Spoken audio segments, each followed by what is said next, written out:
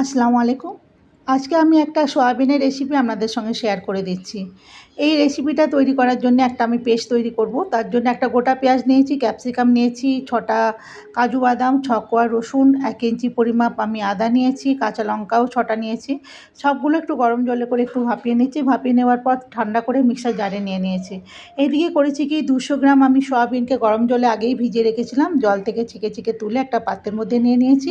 নেবার পর ওতে আমি ১ চামচ পরিমাপ নুন দিয়েছি, একটা ডিম দিয়েছি আর হাফ চামচ পরিমাপ হলুদ দিচ্ছি। এইগুলো দেওয়ার পর আমি ভালো করে এটা মেখে নিতে হবে। ডিমটা যাতে সয়াবিনের গায়ে ভালো কোট হয়। এইভাবে ভালো করে আমি মেখে নিচ্ছি। মেখে এটা রেখে দিলাম। এইদিকে এটা ঠান্ডা হয়ে গেছে। এটাকেও পেস্ট করার জন্য একটা মিক্সার জারে নিয়ে নিয়েছি। গ্যাসের ওভেনটা জ্বালিয়ে আমি একটা কড়া বসিয়ে দিয়েছি। আর ৩ চামচ পরিমাপ অলিভ অয়েল দিয়েছি। এটা অলিভ অয়েলই রাঁধতে হবে এমনটা কিন্তু নয়। এটা সয়াবিন তেল বা সর্ষের তেল, ঘিয়েও রাঁধতে পারেন। আমি অনেকবার ঘি দিয়েও রেঁধেছি। খুবই ভালো হয়, টেস্টি একটা রান্না। এই রান্নাটা হলে মাংসের স্বাদকেও হার মানিয়ে দেবে, এত টেস্টি হয়। এইভাবে আমি সয়াবিনটা এবার ভেজে নিচ্ছি।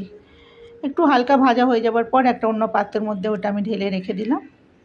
এই কড়ার মধ্যেই আমি রান্নাটা করব। একটু তেল রয়ে গেছে, এই তেলের মধ্যে আরেকটু অলিভ অয়েল দিয়ে দিচ্ছি।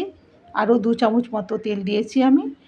একটা তেজপাতা, একটা শুকনো লঙ্কা, গোটা জিরে হাফ চামচ দিয়ে এটা একটু সতে হয়ে যাবার পর একটা পেঁয়াজ আমি কুচিয়ে রেখেছিলাম মিডিয়াম সাইজে, সেই পেঁয়াজটা দিয়ে দিচ্ছি। গ্যাসের ফ্লেমটা লো টু মিডিয়ামে রেখেছি।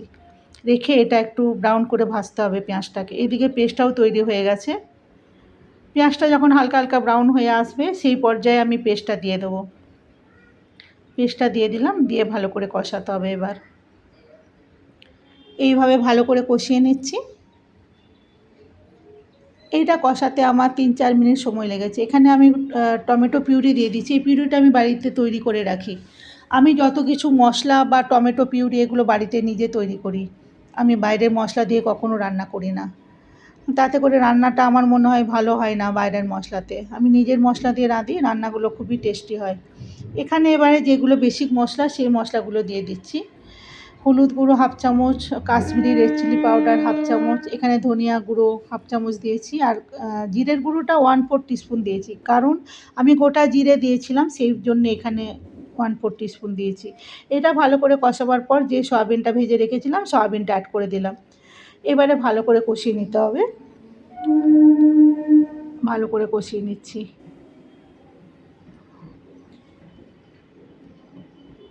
এটা ৩-৪ মিনিট কষাবার পর আমি যে জলটা রেখেছিলাম, ওই যে পেঁয়াজ সব কিছু সেদ্ধ করা জলটা আমি ফেলি না কখনো। জলটা রেখে দিই, ওই জলটাই ইউজ করি রান্নাতে।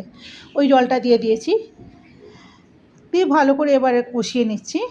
হয়েই গেছে রান্না। এবার জলটা একটু শুকিয়ে আসলেই রান্না কমপ্লিট। আপনারা বাড়িতে করুন।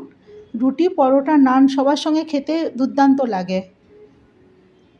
আপনারা করবেন অবশ্যই, আর কমেন্টে জানাবেন আপনাদের কাছে কেমন হয়েছিল রান্নাটা।